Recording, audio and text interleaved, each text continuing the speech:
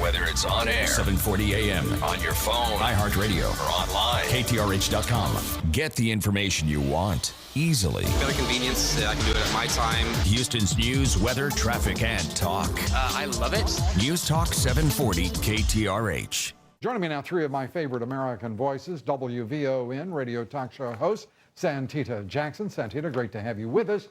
Matt Patrick, KTRH radio talk show host, and WABC radio talk show host Mark Simone. Thank you all for being here. And Santita, let me turn to you first. Your reaction to the president, what'd you think? Well, I thought it was a great speech. I'm glad to see him finally directly addressing this crisis. And while I appreciate these first steps, my WVON family wants to follow his campaign charge to keep up the pressure. His first job tonight was to acknowledge the size of this problem, 25 million unemployed, underemployed Americans. And I think by calling a joint session of Congress, he did that. His second job was to put forth a plan that would fit the size of this unemployment problem. And I think that even he admitted in his speech that there is much more work to do. This proposed job plan, you know, assuming that the Republicans will let it pass, has to get bigger. Matt, your thoughts? Hey, if I sing louder this time, do you think that it might work? We've heard this all before, Lou. I mean, this time, I just got to say it a little bit louder this time. I mean, come on.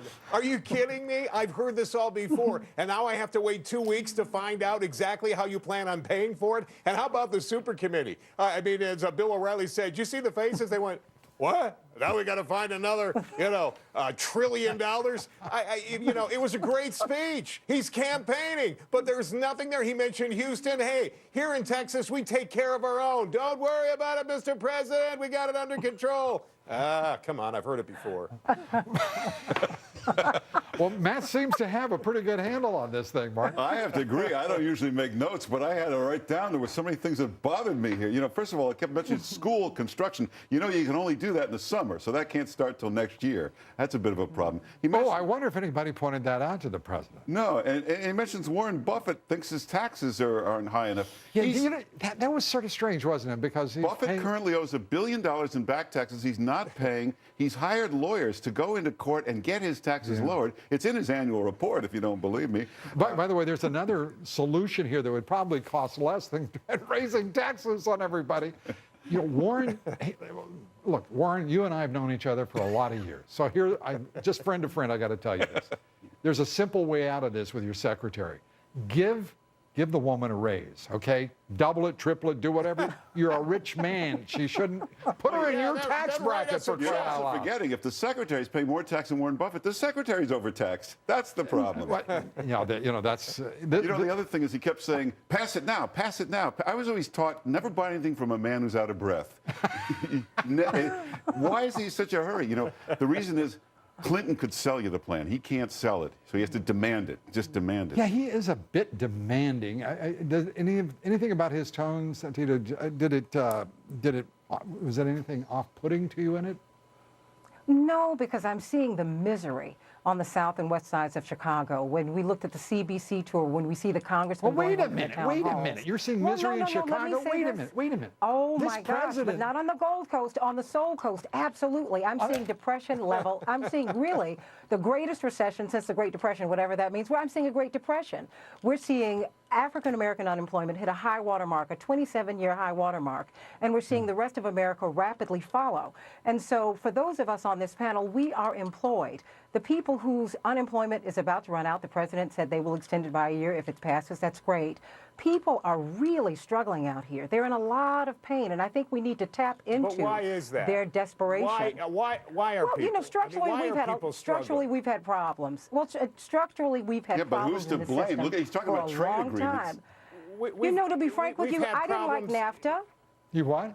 I didn't like it. I didn't like NAFTA. I felt that it was a bad idea. But while, we can look in the past and see all of the things that did not work, the fact is we are here. Listen, and Republicans have done this. Let me ask this question hypothetically. We're way over, but I've got to answer Santita. I apologize to you, Matt, and we were out of time. I apologize to you, Mark. But let's assume there's no federal government, Santita. Let's assume it's the city of Chicago. Let's assume you've got a mayor, a former community organizer by the name of Barack Obama. You got Reverend Jesse Jackson. You've got all of these folks and terrific leaders in Chicago. What in the world would the city of Chicago do about the murder rate, the education issues in Chicago, and the devastation? What would the city do for itself? And well, you know, the fact is, I cannot even imagine a life without a federal government. And Reverend Jackson, thank you for mentioning my father's name. It's not, well, he's not an old holding friend. elective office. Well, he is, but you know what, Mr. Dobbs, to be fair, the fact is we have personal issues, but we have personal problems, but we have institutional accountability. The fact is, whenever you drop this atom bomb called unemployment in any community, you see these kind of social problems ensue. Santina, and we've got to do something because we'll cannibalize each other. Okay, you know what? We're going to sorry. continue that conversation. Matt Patrick, thanks for being with us. I appreciate it. It's my pleasure, Lou. I'll just keep talking louder, Lou. Thanks, Mark buddy. Simone, thank you. Santina, thank you I as love well. you, Mr. Dobbs. I Bless love you your back. heart. Up Thank next you. here, we're taking you.